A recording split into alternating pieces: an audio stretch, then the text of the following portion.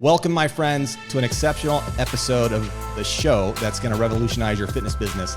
Today, we have a special guest who is going to provide valuable insights to gym owners just starting their business. Our guest is a hometown kid from Syosset, New York, who played multiple sports in high school, even brought his baseball skills to the collegiate level. And what sets this guy apart is his remarkable transformation that allowed him to reach unprecedented success in his fitness journey.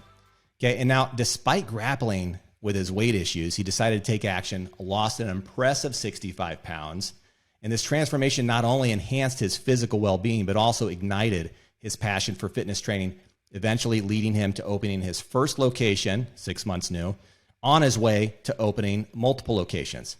Our guest's personal experience navigating the peaks, the valleys of his fitness journey has equipped him with a profound understanding of what it takes to create long-lasting change and surmount obstacles. His unwavering commitment to helping others achieve their goals and promoting longevity in their fitness journey has led him to become a successful owner with a vision of impacting as many people as possible. Okay, so be prepared, be inspired by our guest's incredible story, and let's join forces in our relentless pursuit of excellence on this episode of the show.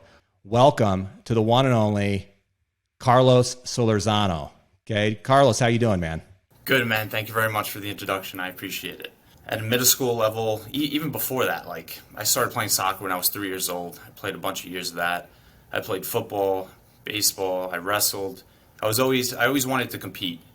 And competing with people, also competing with your peers, it just builds a community, and you guys are on the field all wanting the same thing. So it really gives that drive at a young age to basically just want more. Growing up, I never really had stuff given to me. My mom's a single mom of four. We're all pretty successful. My brother started his own supplement company. My sister's a registered dietitian. My other sister works for healthcare. So we all kind of put all of the pieces together. But I've always been an entrepreneur. They asked you to go open up the fitness club? That you guys had everything else covered. So we have to actually 10 years ago, I was about 17 years old, and we're in our living room on a Sunday, and my mom's cooking dinner, and we're just in the living room. And I'm like, guys, how funny would it be if we opened the gym one day? 10 years later, it came full circle. I opened my first gym in September of last year. My sister, all our career paths have always directed towards a healthy well-being. And I think that's really important because if you're not healthy, you can't help others. On top of it, there's nothing like exercising. There's nothing like eating right. The discipline that it takes, not even just that 1 hour in the gym, but just outside of that, it correlates to everything in your life. And I really think everyone should make that a priority. Definitely make that a priority. So the listeners on this show, especially for this episode, most of them are going to either be in that spot of thinking about doing what you've done, or they're on their way to making some steps, getting some of the formalities figured out on legal and maybe looking for a location, or they're thinking about doing it out of their garage or opening up online, which one's more beneficial. So tell everyone, where did you get started? Was this in your garage? Did you go online, set up a Facebook page or, some kind of social media page, and you're going, come find me, I'm here. I can train people. Tell the listeners where you kind of really got started. You talk about it 10 years ago, right? Said in your family or with your family, but what's the step? I mean, I think that's a big jumping off point for a lot of people. Absolutely. I think where it really started was I stopped playing college baseball, and I started doing some soul searching, and I was like, what am I going to do in my life? And I always wanted to help people, and also we always want to make cash. We always want to make a decent amount of cash. So I was like, all right, how can I help people make a good living and at the same time have a quality of life? I came from working 80 hours a week. So basically, even through college, I worked 80 hours a week, played college ball, and it's not a quality of life working 80 to 100 hours a week. It's not sustainable. Your mood definitely goes up and down when you do that. So I would say after college, I kind of did some soul searching, and I always stumbled across personal training because my brother actually, he was always in great shape, and who doesn't want to be in great shape? It definitely, for the mind, it just keeps you sharp, and the confidence it builds. Once you have confidence, you can do anything. You can do anything. And so yeah, I started training my friends actually. I started training my friends for free. 6 a.m. I would be like, "Hey, you want to get a lift?" They're like, "Sure." And I would always push them. So I started training people for free. Nothing, just with them. Was just this showing them so? techniques. So this is before September, roughly. How soon before you open? I would probably say about 3 or 4 years ago. Before that, Okay. yeah. So I started training people for free, and then years passed by, and I started just getting more of a just a drive for personal training. So I got my first internship. It was called at Superior Athletics in Farmingdale. I got a connection from one of my friends I played baseball with.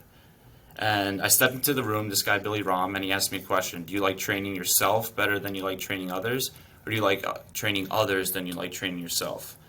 So that was a very interesting question. Solely just because it's tough. I love training, but do you actually like training more than you like training other people or yourself? And 3 years later, I really do truly enjoy training other people. What was the answer when he asked the question? Oh, I didn't even answer. You didn't know how to answer it. I didn't know how to answer it. And he told me, he's like, "Listen, you don't have to answer this question right now. Don't worry about it." So 4 years into it, you still haven't answered it for him. exactly, but he knows now. Like I with this facility, the people that come in here and just, if you see people working, you have a greater appreciation of that. Just because, just like you mentioned it, losing 65 pounds, like it's tough mentally, like having the weight on, and just your confidence is like rock bottom. But there's always a light. Like you always have that little hope, and that's all it takes. You see a little hope, and then you run with it. So let me kind of backtrack a little bit. So you started with some friends 3 years prior, and then moving forward, what happened? Moving forward, I got my certification. Okay. I was certified by NASM, and then I started my own brand. It was called Trainer Lose Fitness. Okay. Yeah. So my name's Carlos. We talked about that before. Yeah. So it was Trainer Lose, and obviously my name's Carlos, so Trainer Los. So it was catchy. It was good. And then, yeah, I had the business open. How I got my first client was actually from the restaurant, just a referral, like just serving regular clientele. They found out that I was a personal trainer. They wanted to give me a shot, and then slowly just grew like that. I had a good client base. I had about 11 clients. Where were you training though? Like where was this at? Where was this I was happening training at? them at their house. Okay. So post COVID, everyone did what you had to do. They built the garage gym. They Right. built a garage gym or a gym in their basement, and yeah, I started training them at their house. I was doing partner training, one-on-one training, and I just scheduled it in a way of like, thank God all my clients live in a radius of about 10 minutes. So I'm going to pause you because I think this is a really important piece, and it's the one thing that is that leaping point for almost every business owner. It doesn't even matter if you're in the gym industry. It's, I have to make money, right? You mentioned it earlier, and one client's not going to do it, right? Certainly the clients that you had that were free, that's not going to cut it. So you got a client at a restaurant. I'm assuming you're a waiter or you're working at a restaurant, or maybe somebody introduced you to somebody and you were eating there. I have no idea. But the reality is you got a referral somehow. How did you get the other 10, and how long did it take? So when I got certified, it took me 2.5 months to get my first client. Okay. It was partner training. I had these two women, and I was training them. Through referral. This was a referral. Yeah. Well, Okay. basically, yeah, through referral. And then I started training one of the woman's daughters. So that was a third client.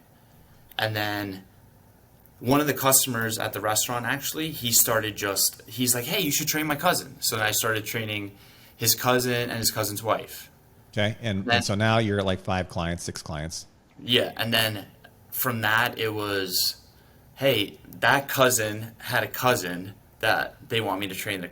It spreads like wildfire, but you really have to be patient because it does take a while. So what was the time length, okay, to go from 1 client to 11 clients? Referrals only, by the way. Referrals only, I would say about 4 months. Okay. Consistent 4 months.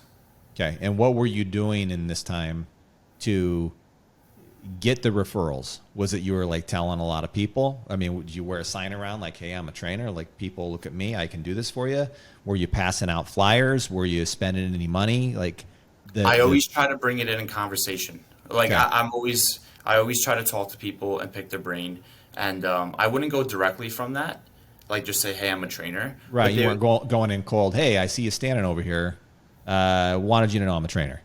Yeah, I don't know you, but I'm a trainer. So you want to train? So we're working out or what? Yeah.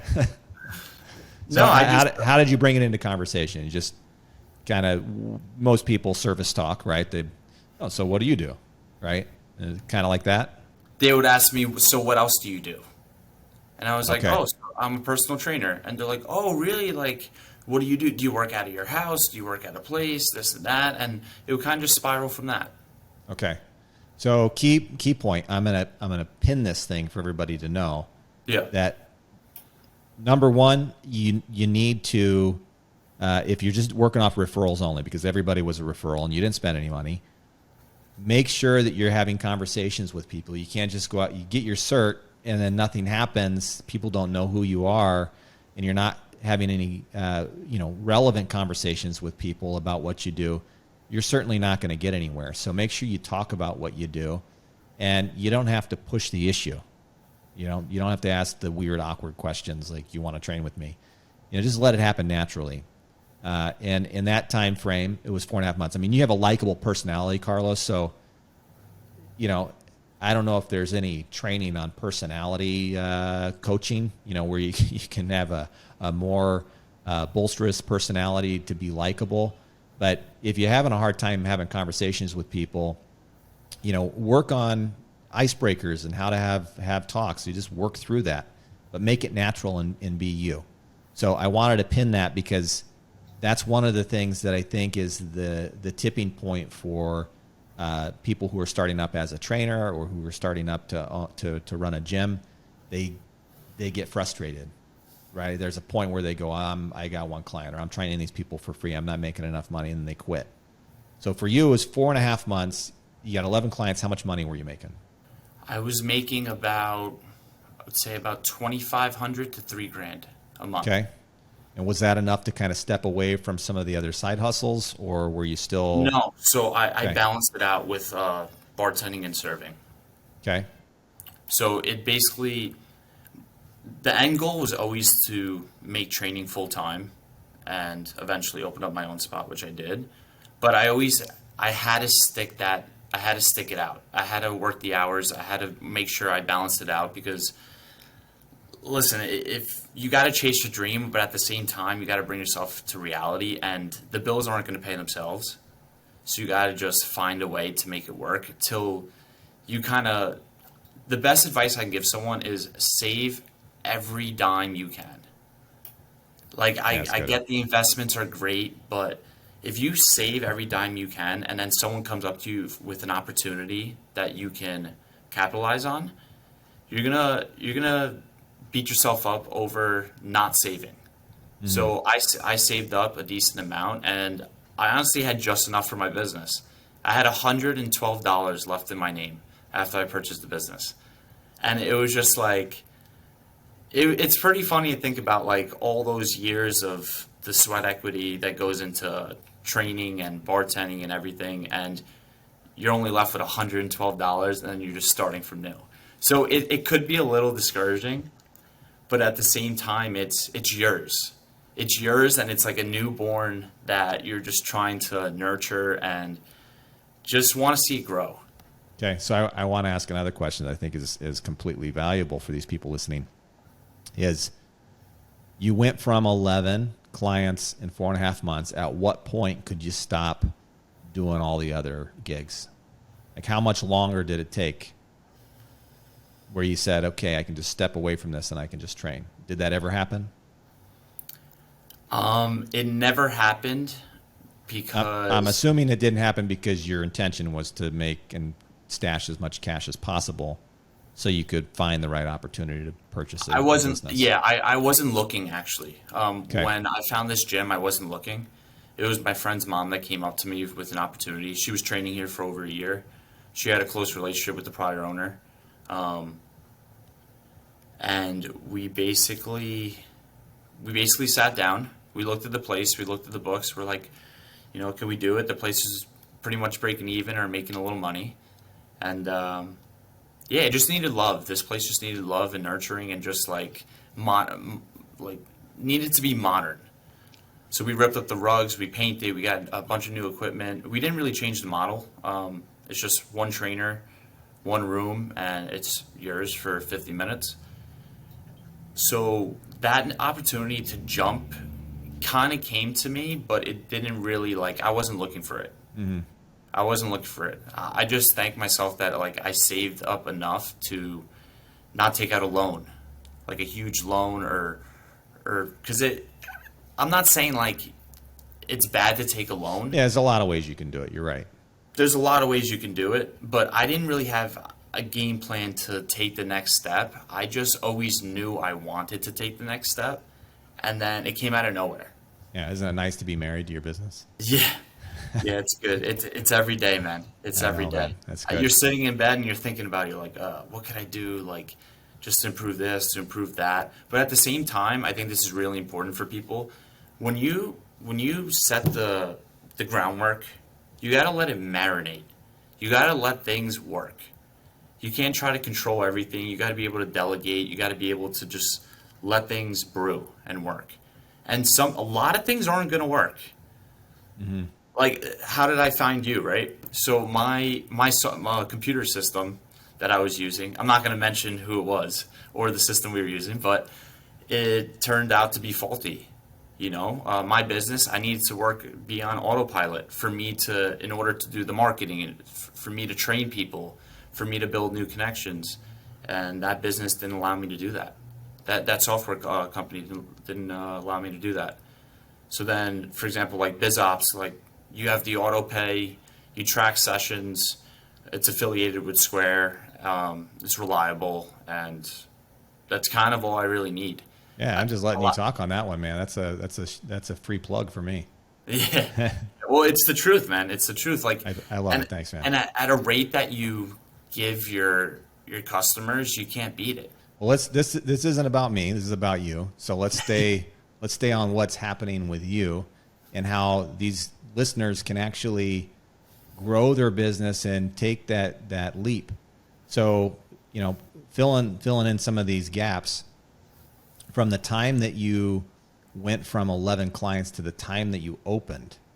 What was that window? 2 years. Okay. So you still had a 2-year window where you're training some clients, maybe you bumped up to 13, or you're still holding on to some clients, and then you're doing everything out of their house and you're collecting money that way. You're working at a bar part-time and working elsewhere at part-time. And so, go ahead. Sorry. Yeah. So a year in, I actually decided to do what they were doing, and I souped up my garage. So I got the mirrors done. I got the mats done. I bought a squat rack. I had dumbbells, plates. I had a sled, TRX. I had it all. So my garage was about 210 square feet. Okay. But I was taught to train in a spot where if you can't train in a 6x6 area, I don't think you could train people. I agree. That's just what it is. If you give someone a kettlebell or give them a band or even give them body weight, you can do a lot of things. You can build up a great sweat. And so I took that route only because I wanted to offer someone that didn't have the basement gym or the garage gym, mm-hmm. a pretty well-equipped area where they can get a lot of functional strength done. Okay, so you went 11 clients, year into it after 4.5 months. So I'll start here, okay? Yeah. You cert, 4.5 months later, 11 clients, move forward. And a year after that, you turned your garage into a gym. Were clients training out of your gym at that point? All those 11, you weren't going to their house anymore. They're all coming to you. I would say about four of them were Okay. consistent. Okay. People like when you go to their house only because they have the kids. It's time based. It saves them an hour of their day. Okay. Okay. And you weren't doing anything online to try and get clients. This was all just referral only. This is referral only. Okay. Referral only. So I just didn't want. Yeah. I want to make that clear because I think a lot of the people that get into this, they want to spend money on ads and they want to, and it's good. I think, ads are certainly going to drive your business faster. And social media, if you've got a good presence, that's going to drive things a little faster. So if you're in the space and you're going from referral only, you can kind of get the idea that if you're doing ads and you're doing some stuff on social and connecting with people, it's going to happen a little faster than what's happened for Carlos. And beyond that, to Carlos's point, is sticking with it. I think too many of us, not just in fitness business, but too many of us expect results so quickly that we veer away from it. We don't stay the course. We don't stay on the path to see what comes to fruition. We don't let the fruit ripen. We plant the tree and we're hoping that it bears fruit right away. That's not going to happen. Give it some time, water it, nurture it, like Carlos is saying. So you were going to say something. I cut you off, but I wanted to make those points clear because if anybody picks up on this show a little way into it, they hear those details. So where were you at before I cut you off? Sorry about that, Carlos. It's okay. So I was going to say that I jumped over $10,000 into the room to make it nice. Into your garage. Into my garage. Okay. Yeah. The mats, the mirrors, the equipment, the plates. It's not going to be cheap, but at the end of the day, you have to stay up to date with the equipment. And did some of that equipment come over into your facility once you? Yep. Okay, so you made an intentional purchase. You go, at some point I'm going to own a gym, and I'm going to buy the right commercial equipment here in my garage so that I can transport and relocate to my gym when that day happens. So, no, actually, when I purchased the equipment, I was like, I knew I had it.